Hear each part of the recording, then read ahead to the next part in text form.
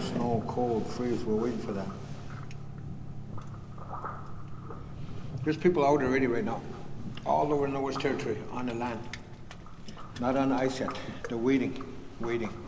Something's happening with the atmosphere. It's changing. There's changes happening in the air with the atmosphere, environment. 50 years ago, I used to drive sled dogs, in wilderness. But that time it's cold. When you walk around, it's crunch, crunch, crunch. Just like walking on cornflakes, eh? That was 50 years ago. And now I walk through the snow, don't hear that. Just powder snow. Condition change. And so when the condition change, the caribou stay in the bare land. They don't need to come down. It's warm now.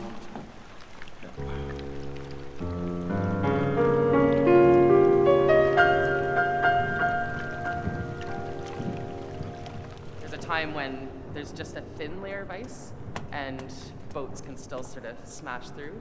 And I was staying on the island that day to work, but my husband was taking the kids to school in this tiny little 14-foot motorboat that we have. And off they went, and the whole time, crashing through the ice, and my daughter turned around and said, "Bye, Mom." And it struck me how funny that is, that this is so normal for her. This is her life. I grew up city girl, none of these kinds of experiences, but the joy that my kids have experienced with growing up in this kind of adventure, every day is a new kind of adventure. Just going to school is an adventure, and that's really inspirational.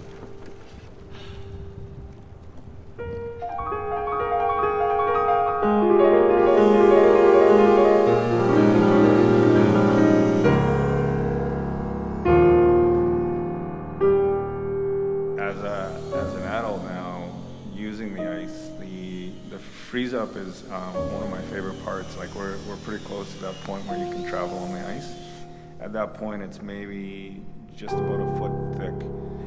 And when you go to work on set that fishnet for the first time and you're tripping a hole in the ice, the whole sheet of like a whole section of the bay on the lake will reverberate and make sounds that you will never otherwise hear. And it's just this really, really cool experience. And at the same time, you're always a little bit on edge because the ice isn't very thick. So there's this anxiousness about it too. And you just really have to trust your instincts and trust the ice, which is something hard to do when you can look through it and it's clear enough that you can see the water right underneath your feet.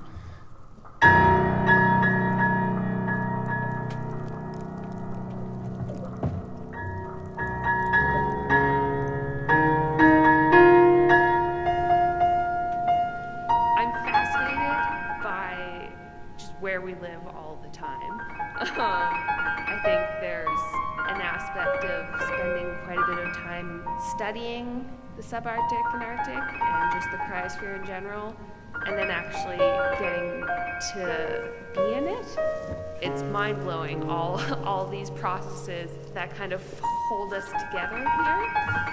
The cold that really shapes the way that the land looks, feels, that you can't really find anywhere else. I'm very grateful for that.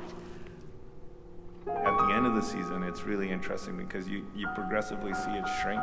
Ice to me at that point is almost like a living being. It grows and retracts, and it's got its own life form, I think. And when you spend that much time on the lake over the last number of years, you start to really respect it differently. You just really have to trust your instincts and trust the ice.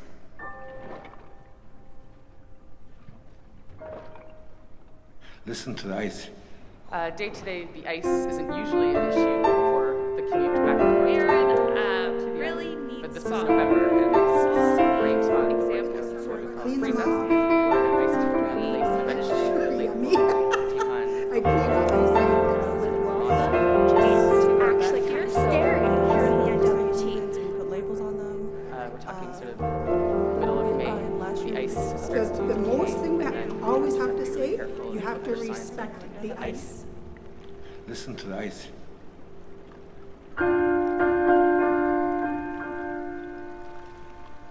Broadly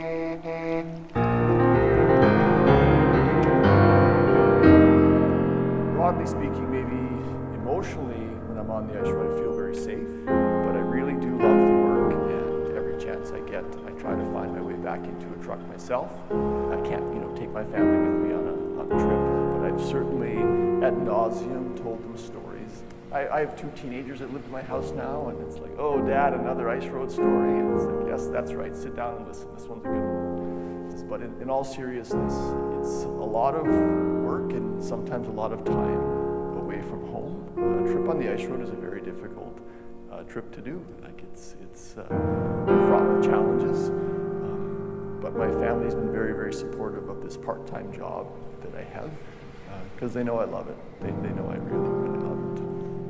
Yeah, it's really important work.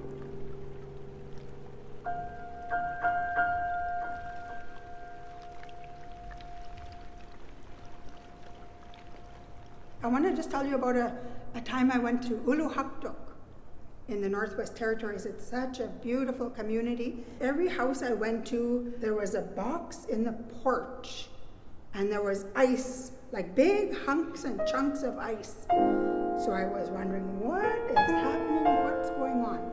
The people in Uluhaktuk travel quite a ways to this freshwater lake to get ice and bring it back, and they make tea with this ice.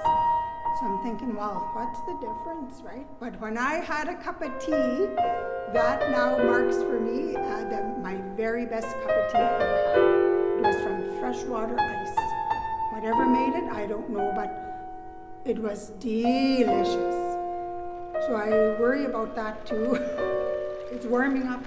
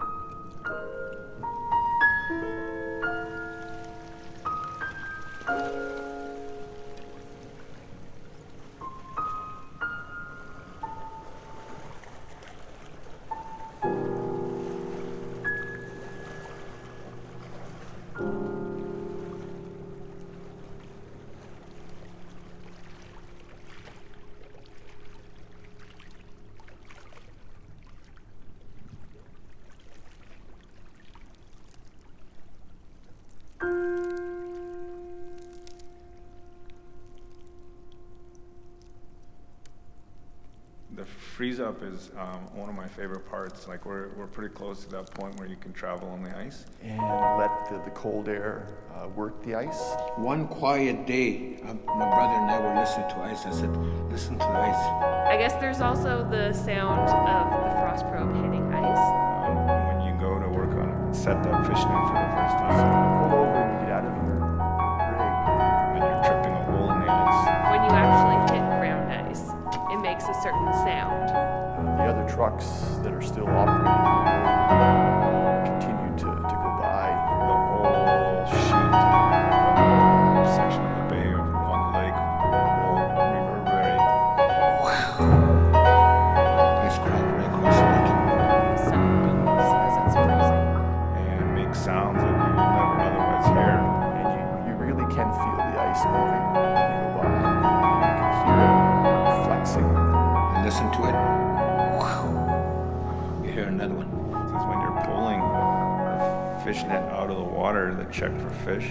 The net itself freezes so quickly as it comes out of the water that it starts to make this really interesting tingling sound. But when the ice is breaking up in the springtime and little needles coming apart, you listen to it. This noise in there, beautiful noise. It becomes a part of the experience where you start to long for it after a while.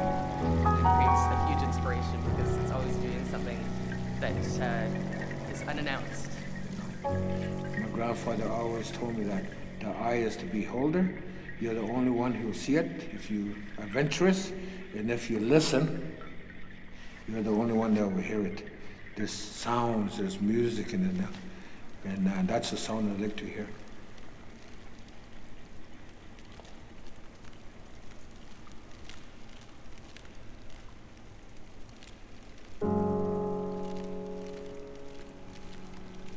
It can be unnerving for someone who's never experienced it before, but it's just a reminder that that big ice sheet is floating on the water and it's responding to the pressures we're putting on it. But at the same time, I'm a little worried because climate change is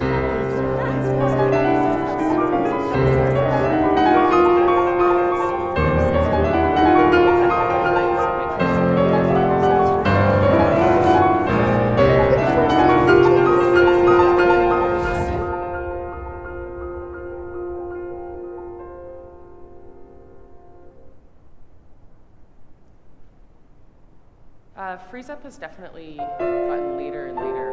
I've even seen this change in my little amount of time living here, over the past 20 years. It sort of keeps shifting almost by a week or 2 weeks later. But sometimes that means winter lasts a little longer. Mostly it means, though, we just have a shorter winter. This year, as a perfect example, it's November the 10th. People are still boating back and forth. Normally by now, we would be walking home. For me, as someone who's harvesting fish on the lake, it just means being more cautious at each end of the season and knowing that not to push our luck come springtime. It's actually kind of scary here in the NWT because, like I mentioned before, there is the different timings, exactly with the ice and the lake freezing, and also this might not count, but permafrost, it's kind of ice. The lake's draining because the permafrost is thawing. And the permafrost is thawing because the air temperature is rising and the environmental conditions are changing that once preserved this permafrost. I remember when I first got on the internet, I was old enough to make a Google search. Bam, all the craziness that the world was having, climate change just fell on me. I'm like, that's why the ice is melting. This is why the houses are sinking. This is why everybody's so upset. On every level of things that exist and the land that we know, the permafrost thawing will impact way too rapidly for us to adapt to, or for other creatures to adapt to. What I'm worried about, other kids might not be able to go tobogganing. There'll be no snow. There'll be no ice. They won't be able to skate unless they're on a rink, but that's not the same feeling, because you're not in the nature. it's just sad because I know that people will start to lose their culture and tradition with this problem here. For traditional land users like myself, Aboriginal people, we're depending on this weather. We want really cold weather. We're waiting for the snow. We want this thing to freeze. Like, come on, by tomorrow morning it should be frozen. Why you take it a long time, eh? And then there's other people, they want sunshine. They want sunshine, they want it really warm, they want the sun to come out. Please, Lord, skip this winter, let's have summer, you know. There's two types of people.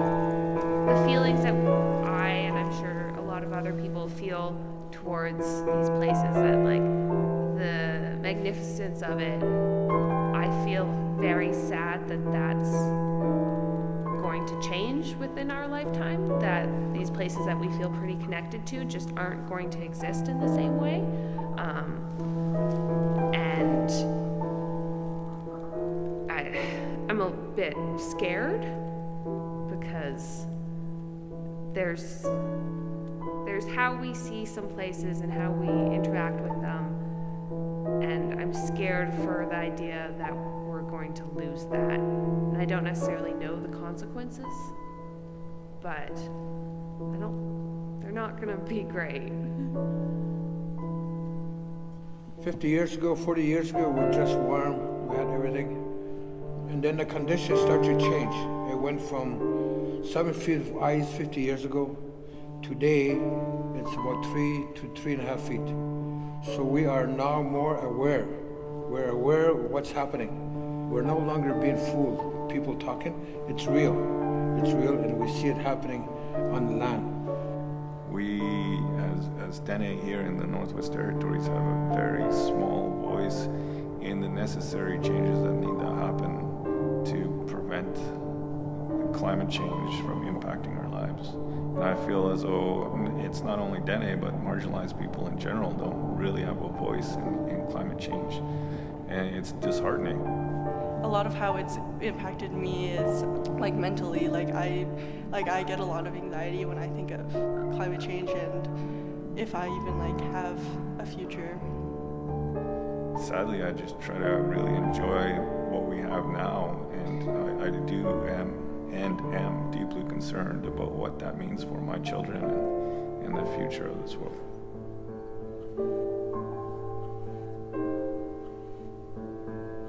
So the impacts to us locally, as permafrost thaws, this whole mound will disappear. That might not seem like a lot, but if we just think of all the glue that's holding us together right now, so that glue being ground ice is melting. And it's gonna change how we live in this place. And hopefully it could remind people how important it is that we want the fish to be there forever. We want our Mother Earth to be there forever. Otherwise, we're not going to be there forever. I mean, not forever, not us, but us as a human race. That's why it's so important.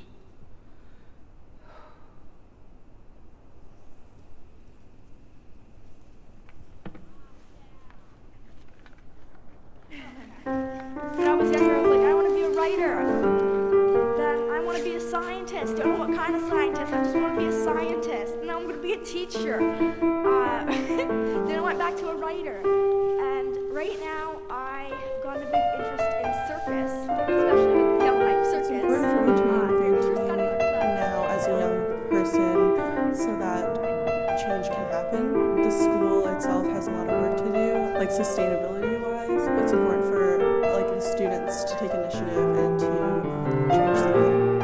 I think we're all like very different people, and we all have like very different like interests like after high school. But we all have like this one thing that brings us together, which is our love for like the environment and the world.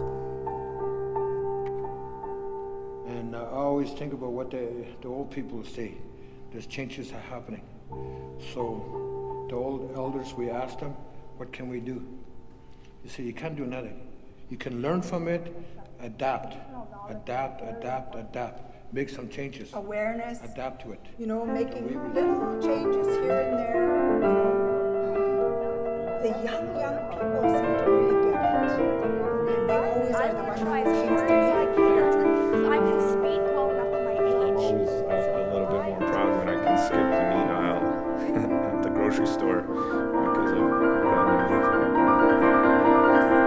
I've been listening to the same messages for Forward, but learn from it and try to be part of the movement, make those changes. Do I really need to drive somewhere? Sometimes I shut Some sort of change that was actually it allows that weak ice to refreeze and stabilize. The ice is very resilient if you give it some time to do its who thing. are speaking. It's for their future. So doing little things, we can all like come together and ideally fix things. Share it.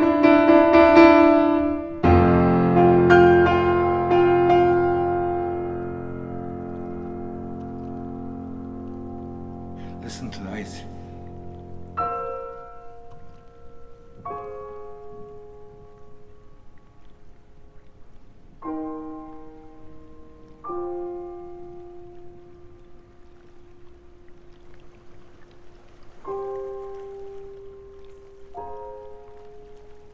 Caribou, ourselves, sled dogs, wind, condition, ice, all together. Can't do without each other, right? I can't live without this weather. Like, it's my life, it's a way of life, cultural.